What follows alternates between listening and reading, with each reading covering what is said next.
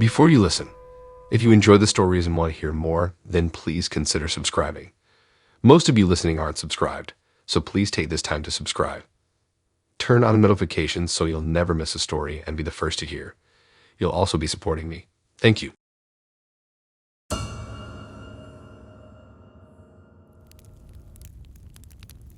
On my little sister's insistence, I reluctantly created a profile on a trendy new dating app called Love Links.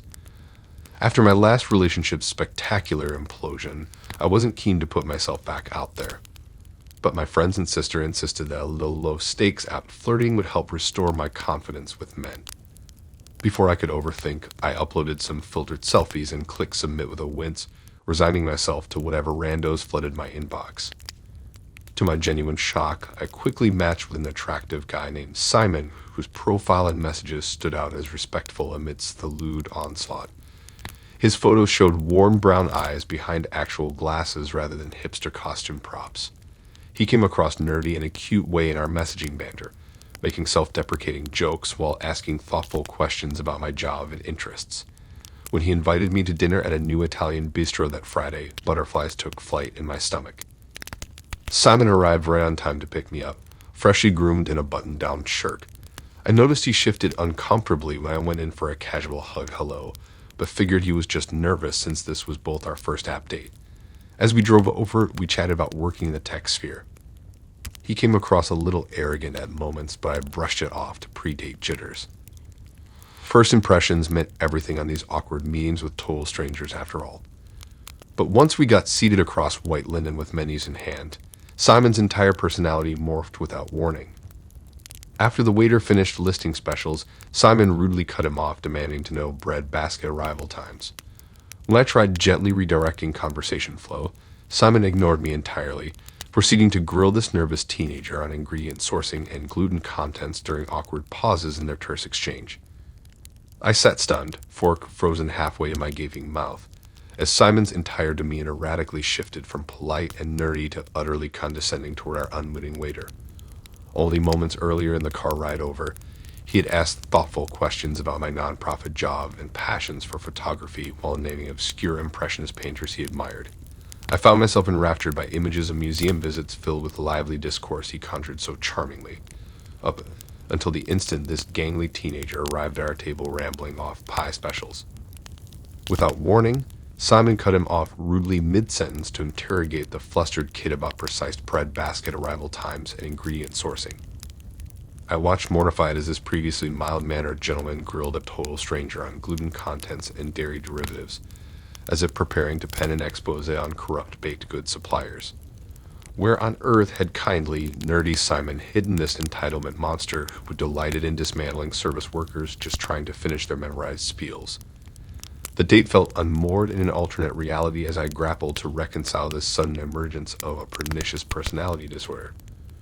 When the waiter scampered desperately away after Simon dismissed him like an irritating gnat, I gently tried redirecting conversation to regain some semblance of our earlier rapport. But Simon practically sneered at my account of leading student art workshops, implying I'd soon beg Daddy Warbucks to fund my pitiful failure to launch before hitting up an ex for grocery cash. He then boasted loudly of his own six-figure marketing analytics salary, Sigma check connections at the country club securing his work contracts, and the lavish workplace wellness accounts granting weekly massages. This went on for 20 excruciating minutes. Simon not just dismissing every thought I managed in light of his verbal torrents, but actively glorifying past situations where he manipulated colleagues out of projects only to have the higher-ups laud his cunning self-advocacy. He painted himself as a brave corporate rogue while calling me a dull-wage slave sans concept of personal leverage in the free market feeding frenzy. When the check came, simmering frustration almost had me fleeing for the exit. But as I reached resignedly for my wallet, Simon held up an insistent hand. "Oh, I've got this covered, babe, since I was chivalrous enough to give you a break from being single." He threw 2 crisp bills on the table with a smirk as I stared, jaw slack in angry disbelief at his presumption on paying after such an atrocious display of self-important ego. I remained silent the whole ride back as Simon prattled on about getting couples massages at this amazing resort he could swing discounted rates on through work connections. When he pulled up outside my apartment, he leaned over expectantly for a goodnight kiss as if his masterful seductive prowess rendered the last 2 hours null. Projectile revulsion shot through me at his confident smirk awaiting reciprocation or acquiescence. With strained politeness, I reached quickly for the still-locked passenger door, murmuring about an early meeting as I slid out fast. Simon sat stunned at my clear rebuff. But before he found words, I forced a tight-lipped smile. Thanks again for dinner. Every moment was truly revealing. Take care now. His sputtering protests faded behind me as I strode swiftly towards sanctuary, fury and humiliation warring inside at wasting social capital, expectation, and hard-won hope on this disingenuous bait-and-switch monstrosity. Safely back in my room, reactions set in fully as I exorcised the evening's emotional poison onto friends in desperate group texts. They responded with proper outrage at Simon's outrageous conceit and gaslighting. Within minutes, sweet relief came deleting his artificial profile and freeing myself from his fake persona's clutches by blocking every path back. I shed a few angry tears for inner qualities crushed under such entitled dishonesty. But resilience surged too against feeling victimized by another master manipulator disguising darkness as light. In time, I regained faith interacting with less toxic species on dating apps. But stronger detectors now scan for those subtle red flags hinting at concealment. And I celebrate walking away at first glimpse rather than doubt my inner wisdom. Yes, getting tricked invites righteous anger and pain, but refusing to ignore those survival instincts and authentic self-worth. That recognition deserves life's richest feasts. So while Simon drowned pathetically alone in his bottomless ego, I freed up space as my own biggest champion. Where deceit flickers, truth shines brighter to guide me toward nourishment that outsiders can never bestow nor remove. The healthiest attachments bloom from embracing that inner radiance first without fear or shame. And real connection often hides where casual eyes glaze over.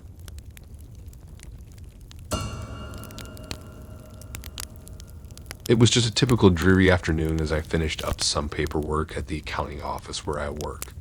As I logged into my Facebook account to take a quick break from balancing spreadsheets, up popped a notification about a friend request from someone named Vanessa along with a message. I clicked over and saw the request was from a woman with the username Nessa Love. Her profile picture showed a smiling brunette who looked to be around 25, much like myself. In the photo, she had sparkling green eyes and dimples, wearing a pink floral top that complemented her tan skin. Her message read, "Hi. I came across your profile and really loved reading about your interests. Seems we have a lot in common. I'd love to grab coffee sometime this week if you're interested." I browsed through Nessa's photos and bio. She was into yoga, played recreational soccer, enjoyed live music, and worked part-time at a dog shelter. All things that appealed to me. After a few minutes contemplating, I figured why not meet up and approve her request, suggesting Saturday afternoon coffee plans. We exchanged a few more Facebook messages over the next couple days, hammering out details. Saturday rolled around and I arrived at the Little Bean Cafe a couple minutes before 1 p.m., the time Nessa and I had agreed to meet. I ordered an iced vanilla latte and found a small table at the front windows to sit so I could watch for her arrival. I sipped my drink anxiously as I watched people walking by outside, expecting to spot her familiar smile any minute. 1:15 ticked by. Then 1:30 with still no sign of Nessa. By 1:45 I was battling creeping disappointment, wondering if I had the meeting time wrong or if something had come up for her. Finally, around 2, the entrance chimes rang as the cafe door swung open. I did a double take as I spied the woman walking towards me in an ill-fitting floral dress. Whereas Nessa's photos had shown a slender athlete with effortless style, this woman shuffling over was at least 60 to 80 pounds overweight with messy, greasy hair. As she got closer, I was hit by a powerful wave of body odor emanating off of her. Did she mistake the meeting place or time? I stammered awkwardly as she introduced herself as Vanessa. This was the same Nessa from Facebook, somehow looking nothing like her photos at all. Trying to hide my horrified reaction, I asked politely if Nessa wanted to order something for herself, but she declined. As we made stilted small talk, everything just got worse. Up close, I realized her floral dress wasn't just oversized and unflattering. It was outright filthy with numerous suspicious-looking stains. When Nessa laughed, I cringed at her yellowed teeth and the flecks of food stuck in them. She was completely oblivious to social cues as she prattled on about her various health issues over the last few years, not hesitating to describe graphic medical problems in nauseating detail. I subtly tried texting a few friends under the table to call with an emergency to end this nightmare date, but had no luck. The next 20 minutes until Nessa excused herself to the restroom, quite possibly the longest of my life. As soon as she was out of sight, I texted my roommate Evan to call me back immediately with something urgent. Mercifully, within 45 seconds, my cell phone rang, displaying Evan's number. I answered, putting on a concerned expression, claiming Evan had fallen climbing the shelves in the garage and hurt his ankle. Nessa had just exited the bathroom and was making her way back as I fake apologized for having to suddenly leave to aid my injured roommate. I could see her appalled disappointment from across the cafe as I gathered my things in a rush. She protested loudly, causing some side-eye from other patrons. As I edged closer to the exit, I threw out promises to reschedule in hopes of placating her, knowing full well I would never meet this catfish again. The door chime sounded like angels singing as I escaped onto the sidewalk, breathing a sigh of relief. Over the next week, my phone blew up with nonstop calls and texts from Nessa, alternating between pleading for another chance and angry accusations that I was shallow for rejecting her. I politely reiterated that I just didn't think we were compatible. The harassment escalated from there, with her sending long emotional rants at all hours. Increasingly unhinged, she somehow knew things about me I never told her. The street I grew up on, my childhood dog's name, schools I attended. I started feeling like she was stalking me online and hacking my accounts. One evening, Nessa crossed a line and threatened to go to my workplace and family to tell them I assaulted her if I refused to go out again. I was losing sleep by this point, deeply unnerved by her lying threats. Then, incredibly late one weeknight, I startled awake to see a shadowy figure next to my bed whispering my name. I scrambled to turn on my bedside lamp, only to find Nessa standing over me, ranting that I owed her the date I promised. Shock and fear washed over me, realizing she had broken into my apartment. Somehow I managed to keep my voice steady as I talked her down, secretly using my phone to dial the cops behind my back as she monologued. An agonizing 7 minutes later, I heard police sirens approaching outside. Nessa froze in panic at the sound. When officers arrived, I explained the situation with her threats, stalking, breaking in, and refusing to leave. She screamed hysterically about false promises as police escorted her outside. After giving my statement at the station, officers notified me Nessa was formally banned from further contact due to harassment and breaking and entering charges. Terrified she might retaliate again, I almost filed a restraining order, but thankfully after the dramatic police intervention, I never saw or heard from Nessa again. I'll never ignore red flags or agree to meet strangers online after that horrifying catfishing experience.